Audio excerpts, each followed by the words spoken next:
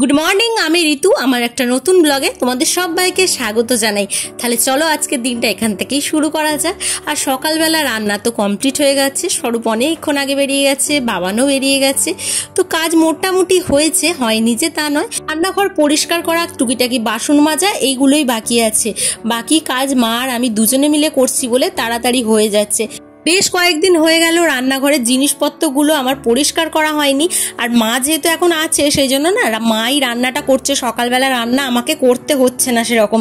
এই জন্য রান্নাঘরের জিনিসপত্র পরিষ্কার রাখা, ঘরদোরের জিনিসপত্র পরিষ্কার রাখা, এইগুলোই আমি করছি।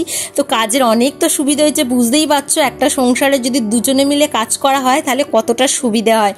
তো যাই হোক, বুকান ঘুমিয়ে পড়েছে, মাও একটু রেস্ট নিচ্ছে। সকাল থেকে মা যেহেতু রান্নাটা করেছে, এই গরমে মায়েরও কষ্ট হচ্ছে, সেই জন্য মা এখন রেস্ট নিচ্ছে আর আমি এবারে কাজ করছি।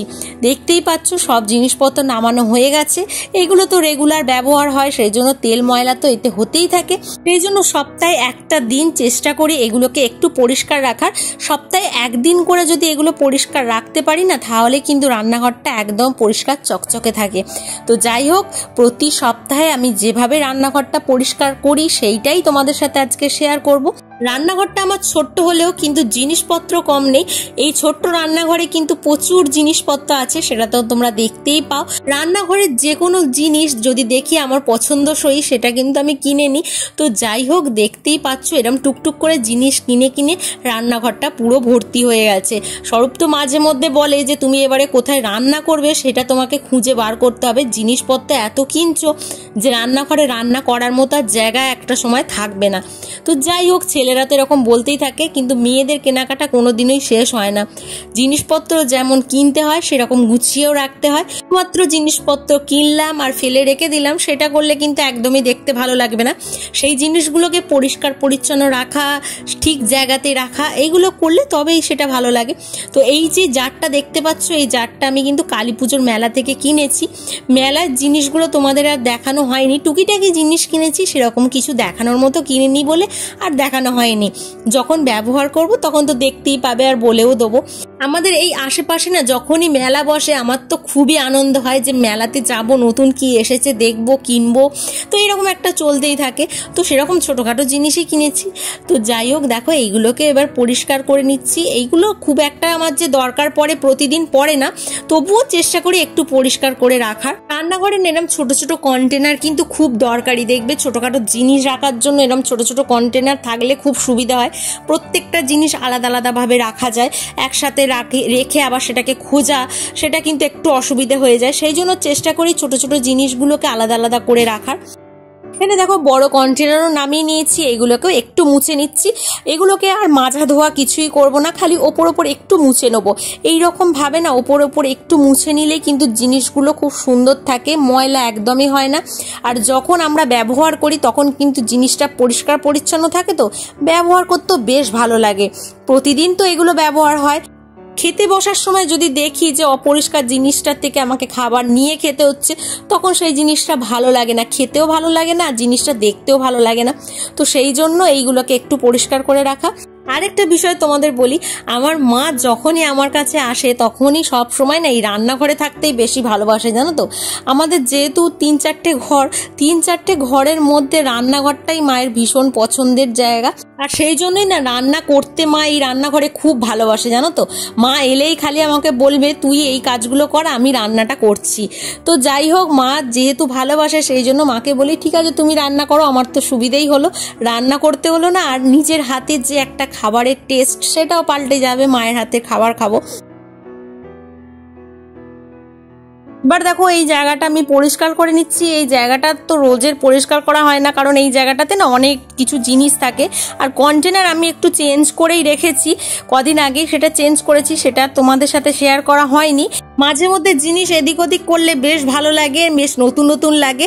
আর দেখো এই জিনিসগুলো এরকম পরিষ্কার পরিচ্ছন্নভাবে রাখি বলে দেখো জিনিসগুলো কত সুন্দরভাবে আছে। এগুলো কিন্তু বহুদিনের জিনিস, বহুদিন আগে কেনা, তো এখনো বেশ নতুনের মতনই আছে, বেশ ভালো লাগে দেখতে। যা গরম পড়েছে, এই গরমের মধ্যে সবসময় মাথাতে একটাই কথা চলছে যে কাজটা কতক্ষণে আমি শেষ করব আর এখান থেকে আমি বেরিয়ে একটু পাখার নিচে গিয়ে বসবো। এই সব পরিষ্কারের কাজ করার সময় তখন আর পাখাটা তো চালানো হয় না, আর বুঝতেই পারছো পাখা ছাড়া না এক মুহূর্ত থাকা যাচ্ছে না। যত গরম পড়ছে তত বেশি কারেন্ট যাচ্ছে, জানো তো আমাদের এখানে কারেন্ট যাওয়ার সমস্যাটা কিন্তু খুব বেশি। একবার যদি কারেন্ট চলে যায় কখন আসবে তার ঠিক নেই। তো যাই হোক, সেই জন্য না মাথার মধ্যে সেটাও চলছে যে যদি একবার কারেন্ট চলে যায়, কারণ সকাল থেকে অনেকবার কারেন্ট চলে গেছে আর মাঝে মধ্যে এরকম কারেন্ট যাচ্ছে বলেই আমার ঠিকঠাক ভাবে ভিডিও করাও হচ্ছে না।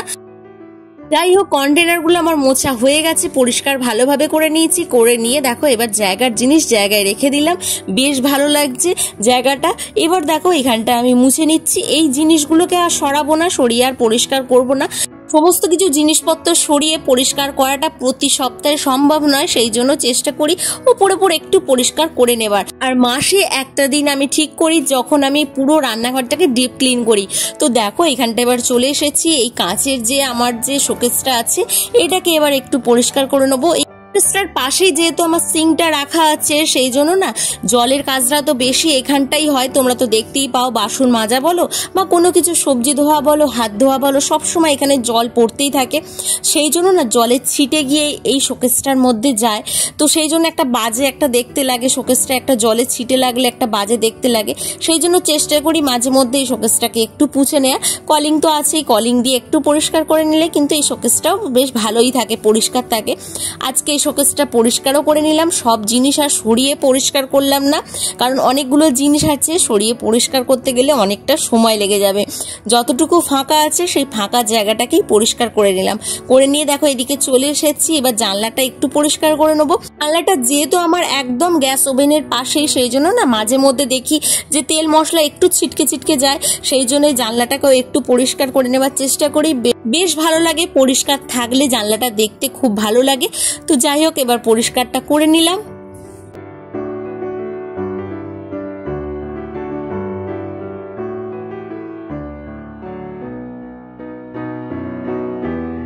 বুকানকে আজকে ডাকতে হয়নি, বুকান নিজে থেকেই উঠে পড়েছে। আর মা যেহেতু আছে দেখো, সেই জন্য বুকানকে নিয়ে অতটা চিন্তা করতে হচ্ছে না, মা সামলে নেবে।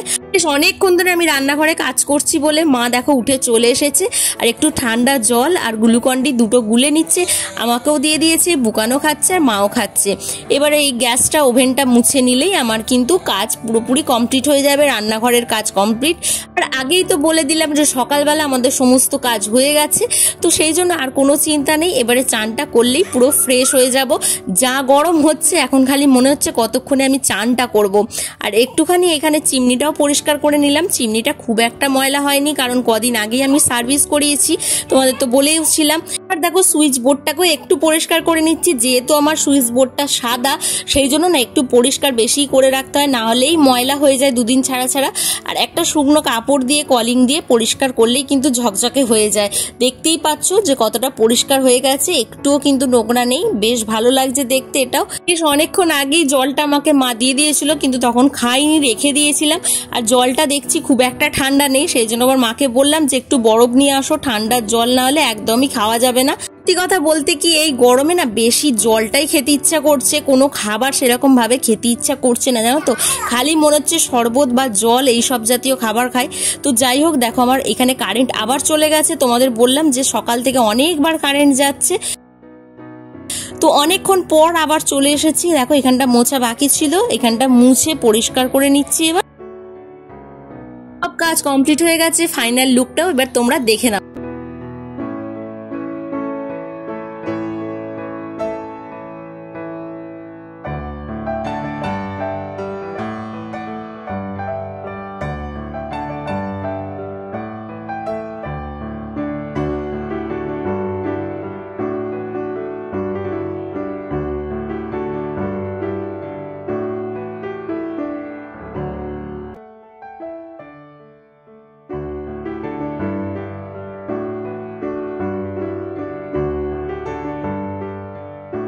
জিনিস দিয়ে রান্নাঘরটাকে সাজানোর চেষ্টা করেছি, আর তোমাদের অনেকের কাছ থেকেই আমি কিন্তু ভালো ভালো কমেন্ট পাই আমার রান্নাঘর সম্পর্কে, তো বেশ ভালো লাগে শুনতেও।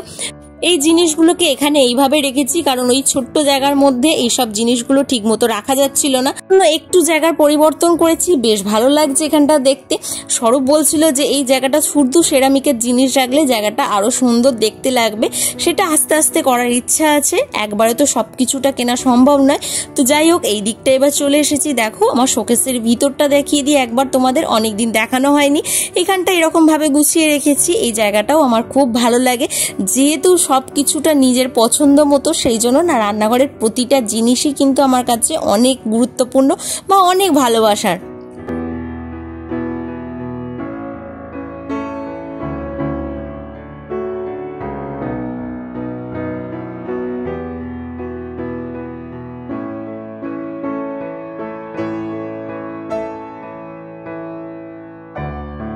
বারের মতো এবারেও কিন্তু অবশ্যই জানিও যে আমার রান্নাঘরটা কেমন লাগছে তোমাদের, আর যদি ভালো লেগে থাকে তাহলে একটা লাইক করে দিও, ভাবেই আমার পাশে থেকো, সুন্দর সুন্দর কমেন্টস করো, আমার কিন্তু কমেন্টস করতে বেশ ভালো লাগে।